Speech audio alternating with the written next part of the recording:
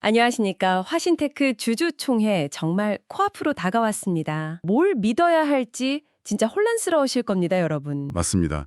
여러 주장들이 막 엇갈리고 있죠. 그래서 저희가 오늘부터 여러분께서 직접 제공해 주신 이 자료들, 이걸 토대로 한번 깊게 파헤쳐 보려고 합니다. 오늘은 그 첫 시간인데요. 지금 나오는 여러 의혹들, 그 중심에 있는 인물들, 그리고 또 이 자금 흐름 문제, 이걸 집중적으로 한번 보겠습니다.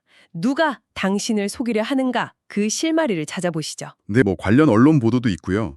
그리고 법원 판결문까지 다 포함되어 있습니다. 이 자료들이 화신테크가 상장 폐지된 이후의 과정들, 특히 자금이 대체 어떻게 움직였나. 저희 목표는 이 자료들을 정말 객관적으로 분석해서 여러분께서 지금 상황을 좀 더 명확하게 이해하고 판단하실 수 있도록 돕는 겁니다.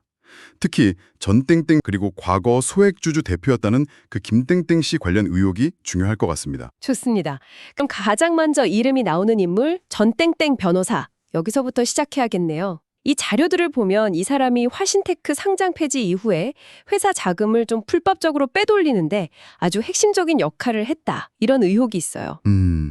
일단 전땡땡 씨와 관련된 법적인 문제부터 좀 살펴보는 게 순서일 것 같아요. 법적 문제요? 네, 제공해 주신 자료 중에 그 2025년 7월 조선일보 기사, 그게 좀 눈에 띕니다. 이 기사를 보면 전 씨가 대표이사로 있었던 성지건설이라는 회사가 있거든요. 네, 성지건설. 거기서 52억 원 규모의 임금체불 사건이 터진 겁니다. 그래서 이 사람이 근로기준법 위반 혐의로 검찰에 불구속 기소됐다는 내용이에요. 52억 원이요. 임금체불로. X가 상당하네요. 그렇죠. 근데 변호사가 운영하던 회사에서 이런 일이 있었다는 건데 그러게요. 구체적으로 어떤 상황이었던 건가요? 기사 내용을 좀 더 보면요. 전 씨가 성지건설을 인수한 다음에 회사 자금을 자기 법무법인 있잖아요. 김앤전. 네. 거기로 법률자문료다 이런 명목으로 보내거나 다른 회사 운영 자금으로 막 쓰면서 정작 직원들 임금하고 퇴직금은 안 줬다는 혐의를 받는다는 거죠. 아, 자금 유용 혐의군요. 네. 검찰이 계좌 추적 같은 수사도 벌였고 구속영장은 기각됐지만 결국 재판에 넘겨진 상태라고 합니다. 근데 여기서 좀 주목할 부분이 있어요. 어떤 건가요? 기사가 이 전 씨의 과거 이력까지 언급하고 있다는 점입니다. 이전에도 좀 재무 상태 안 좋은 회사를 인수한 뒤에 비슷한 방식으로 자금을 빼돌린 혐의로 여러 차례 수사나 재판을 받은 전력이 있다 이렇게 지적하고 있어요. 아, 그럼 이번 화신테크 건도 좀 비슷한 패턴 아니냐 이런 의혹을 제기할 수 있는 거군요. 그렇죠. 관행적이 현재 의혹에 좀 설득력을 더하는 면이 있는 거죠. 그럼 또 다른 법적 문제는 없었습니까? 중요한 법적 문제가 하나 더 있어요. 바로 상조회사 운영 관련 사건입니다. 상조회사요? 예, 제공해 주신 판결문을 보면요. 전땡땡 씨가 상조회사를 운영하면서 할부거래법이라고 하죠. 이걸 위반한 혐의로 2심에서 유죄 판결을 받았습니다. 징역 2년에 집행유예 3년, 그리고 벌금도 2억 원입니다. 어휴, 핵심은 선수금 예치 의무, 이걸 제대로 안 지켰다는 거예요. 상조 서비스라는 게 고객들이 미리 돈을 내는 방식이잖아요. 네, 그렇죠. 근데 법에서는 회사가 망하거나 문제 생길 경우를 대비해서 고객들이 낸 돈의 일정 비율을 은행 같은 데 예치하도록 하고 있거든요. 이게 최소한의 안전장치인데 상조회사가 이 의무를 제대로 안 지켰다. 이게 유죄로 인정된 겁니다. 임금체불 혐의로 기소, 상조법 위반으로 유죄, 변호사 자격 정지. 와, 이런 배경을 가진 사람이 화신테크 자금 문제에 깊숙하게 연관되어 있다는 의혹이군요. 네, 상황이 좀 그렇죠. 근데 여기에 또 다른 인물이 등장합니다. 과거 소액주주 대표였던 김땡땡 씨. 이분은 어떤 역할로 거론되고 있습니까? 네, 그 부분이 현재 상황을 더 복잡하게 만들고 있습니다. 그 보충 자료를 보면요. 과거에 소액주주 권익을 위해 활동했던 걸로 알려진 김땡땡 씨가 지금은 아까 말한 전땡땡 씨 측이랑 같이 움직이고 있다. 이런 주장이 나오고 있어요. 주주 대표였던 사람이요? 네. 특히 문제가 되는 건 김 씨가 주주들한테 전달했다는 그 메시지 내용입니다. 자료들을 종합해보면 김 씨가 주주들한테 회사에 아직 100억 원 정도 자금이 남아있다. 곧 M&A 된다. 이런 식의 희망적인 정보를 계속 퍼뜨렸다고 해요. 아니, 회사 상황 어렵다고 알려진 거랑은 완전 다른 얘기인데요. 근거가 있습니까? 바로 그 점이 중요합니다. 김땡땡 씨 주장과는 완전 반대되는 내용이 다른 자료들에서 나와요. 어떤 내용이죠? 예를 들어 한 분이 주주밴드에 올렸다는 배당표 관련 내용 있잖아요. 그걸 보면 현재 화신테크 명의로 남은 자산은 대구은행 예금 30억 5천만 원. 이게 전부랍니다. 30억 5천이요? 100억이 아니라. 네. 근데 그마저도 가압류 상태라고 딱 명시되어 있어요. 가압류 상태라는 건 아시겠지만 채권자들이 법적으로 그 돈을 묶어놨다는 거거든요.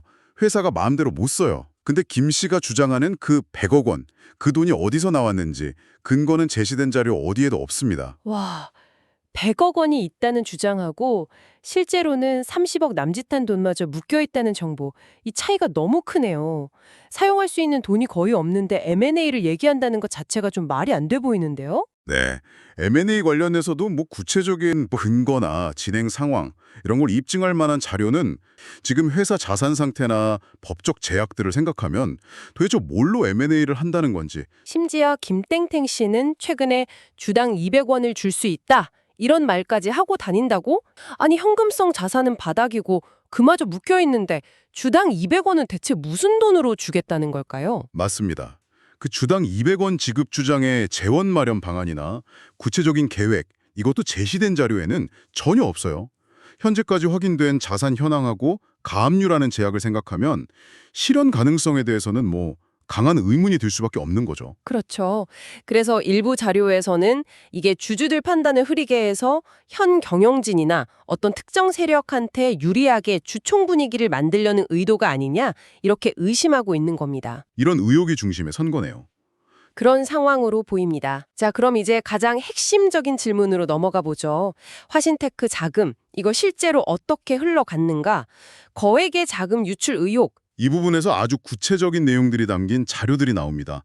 특히 화신자금 유출이라는 제목의 파일이 있어요. 네. 이걸 보면 전땡땡 씨가 실질적으로 영향력을 행사하기 시작한 이후에 그 사람 법무법인 있잖아요. 그 법무법인 명의의 에스크로 계좌. 에스크로 계좌요.